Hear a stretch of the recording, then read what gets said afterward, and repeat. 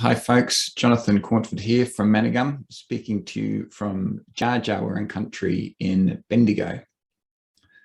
So Susie has asked me to talk for this week and next week on the theme of treasure, building on the talk I gave to you a couple of weeks ago on the churches and economic community.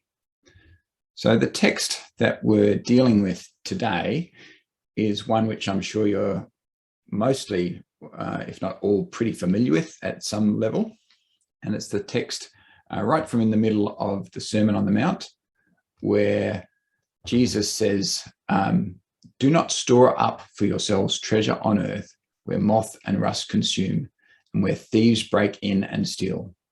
But store up for yourselves treasure in heaven, where neither moth nor rust consumes, and where thieves do not break in and steal. For where your treasure is, there your heart will be also.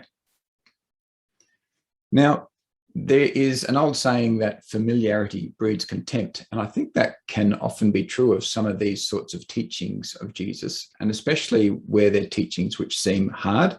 So this is an example. Last time I talked to you, I mentioned Jesus's hard teachings on money. This is a good example of that. And often texts like this are either have been frequently just ignored within churches, or we have often tried to perform all sorts of theological gymnastics around them, if you like, to get away from the plain meaning that they seem to say. So with this text in particular, one of the very common ways in which it has been read, particularly in the last couple of hundred years of Western Christianity, is for people to suggest, well, this text is not really saying anything about how much we own or how rich we are. It's really just talking about our attitude to our wealth. As long as we don't treasure our material possessions, then we're fine, is the line. And I'm sure you've all heard that stated at some time or place. So I want to suggest to you today that such a reading of this text really cannot make sense of how Jesus talks about money and possessions as a whole, and in fact, how the Bible talks of it as a whole. And I want to suggest to you today that when Jesus is talking about treasure here, he's talking about real material wealth. He's got in mind our actual material predicament, and he's wanting to draw our attention to something important about it.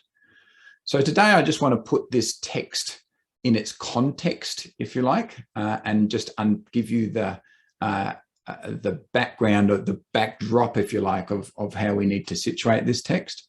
And then next week, I want to unpack a little bit more about what it might mean for us in our time.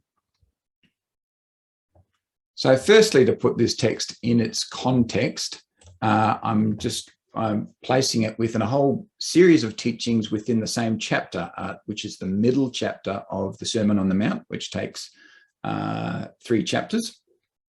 So in Matthew chapter 6, we find a whole run of teachings in which Jesus is talking in one way or another about money, possessions, and wealth, and giving quite strong instructions around them. So the chapter begins with Jesus talking about giving alms. That's we talked a little bit about giving last time. And note in where he says, he doesn't say if you give alms, he says, so whenever you give alms. The expectation is here that Christians are people who give, that giving is a central part of their practice, of our practice as followers of Jesus. Next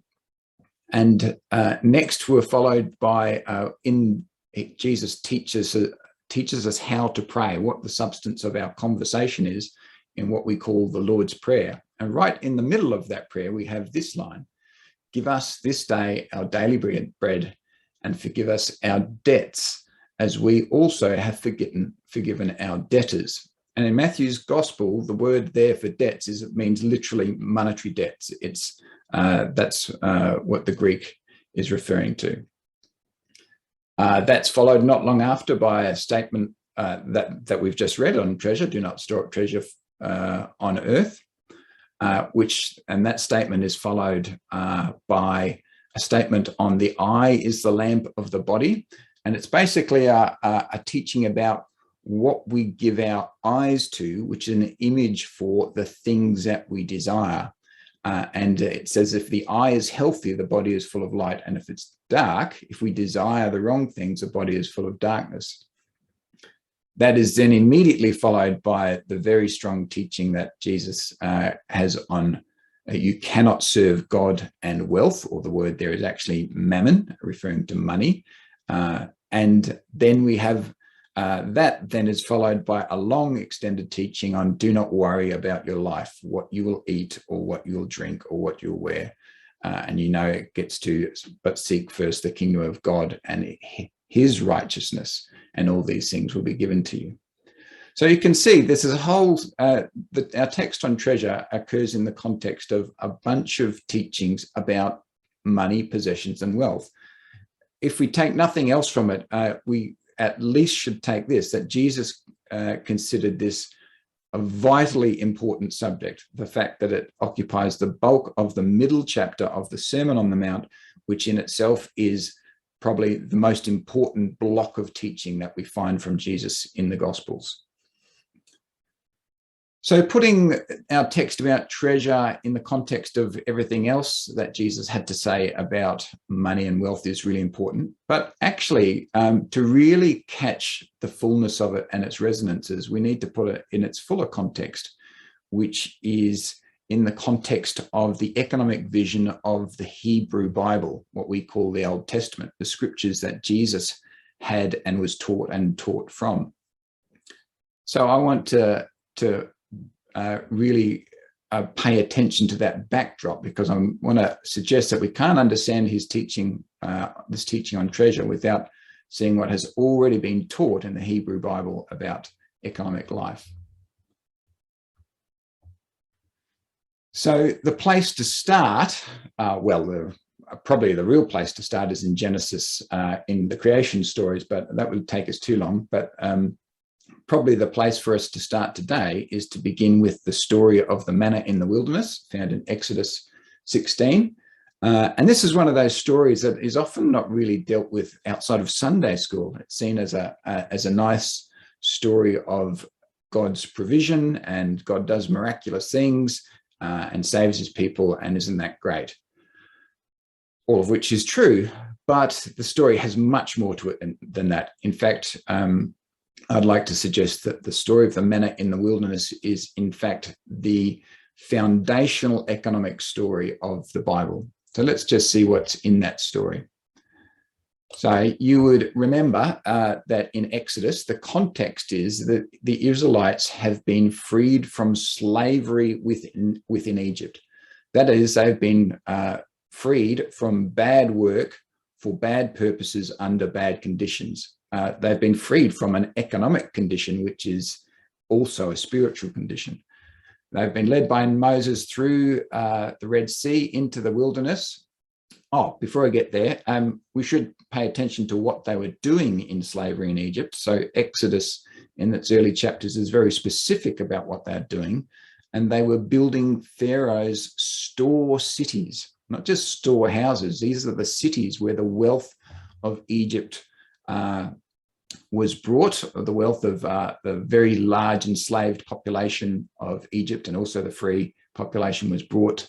And it was Pharaoh's wealth, a vast amount of wealth stored for the use of a very few elite people. So they are saved from slavery in that context and brought into the wilderness, but there they face what we might see as the economic problem. How are they going to live? What will they eat? And we find the Israelites beginning to grumble about their condition, and even wondering whether slavery under Pharaoh is better than the freedom that they now are experiencing in the wilderness. And it's in this context that the Israelites are given a whole new economic vision, a whole experience of a new economic system. And it's the system of the manna in the wilderness. So you all know the story. The manna comes down from heaven each night and lies on the ground. And each day people go out and collect the manna to live on. fantastic story, but we need to pay attention to the conditions of this new manna economy, whereby this is the economy that is going to allow the Israelites to remain free, to not go back to slavery, if you like. And so these are the conditions. One is that it's a daily economy. They gather enough for today, and that's all. So with that, there's a very clear commandment that they are not to store up the manna. And of course, they're given that commandment, but predictably, there are a bunch who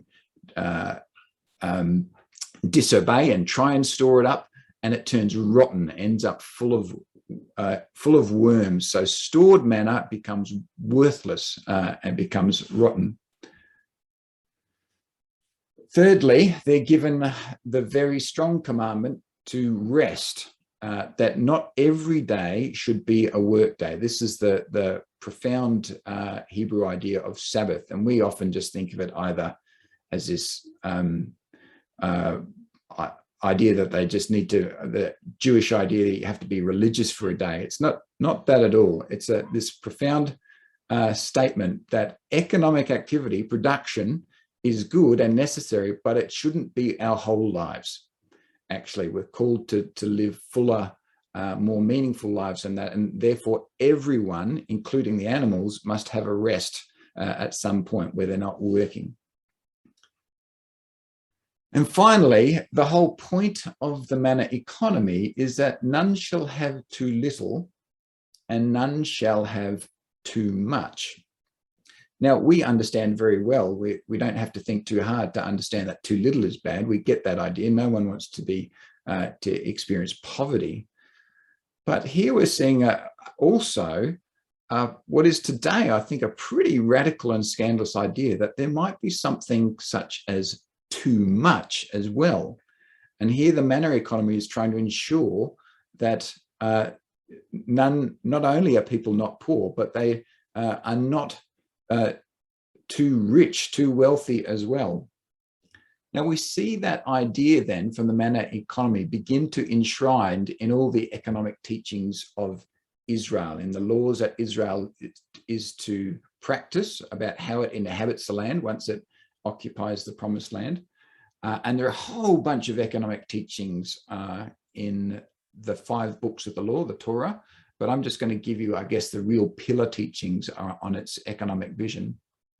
And the first is the prohibition on interest, this idea that people need to borrow money from each other from time to time for if a harvest fails or a disaster happens.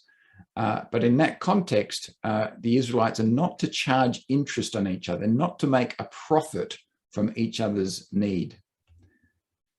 Secondly, we have the law in Deuteronomy chapter 16 of the remission of debt every 7 years. So that's a Sabbath of years. So you can have people go into debt for periods of time. Debt is a necessary part of life in a complicated and fallen world. But there has to be a limit on how far debt can go, and therefore debts are to be remitted. That goes even further in Leviticus 25, when not only are debts to be remitted every 7 years, but every 7 bunches of 7 years, that is on a jubilee of years, on the 50th year, all land is to be restored to its original owners.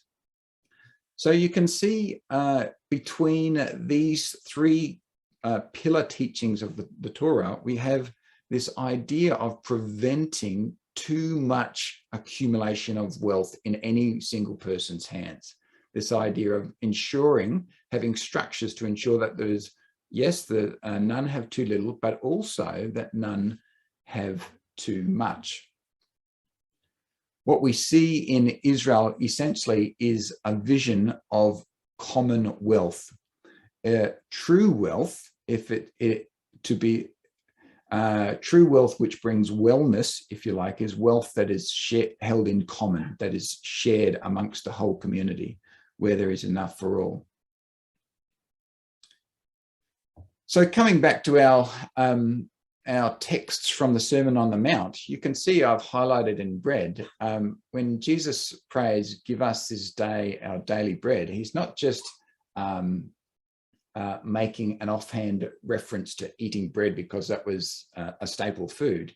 He's drawing on the manna story. So he's drawing centrally on what is the foundational economic story of the Bible. And so when we pray, give us this day our daily bread, we're not only praying that we have enough, we're also praying that we don't have too much. That's an interesting thing to think about. And and we notice the significance of forgive us our debts as one of the core practices of debt remission of the Hebrew people. And now we come to our text on treasure. Do not store up for yourselves treasures on earth. So there we find Jesus referring again to one of the core ideas of the Manor story, where the Israelites were liberated from an economy in which wealth was stored and accumulated, and they were slaves in that economy, and they're brought into a new economic vision where wealth is not stored, but it's circulated, and where they are free. So do not store up treasures for yourself. And then finally, in that last long passage in Matthew chapter 6 on do not worry about your life, we see again another reference to the idea of manna economy. So let's have a look at our text again. Do not store up treasures for yourself on earth, where moth and rust consume and where thieves break in and steal, but store up treasures in heaven, where neither moth nor rust consumes and where thieves do not break in and steal. For where your treasure is, there your heart will be also. Really, I think we need to understand this as Jesus is teaching what is really, I guess, a pretty solid law of human nature. The more we have, the more value we will place on those things.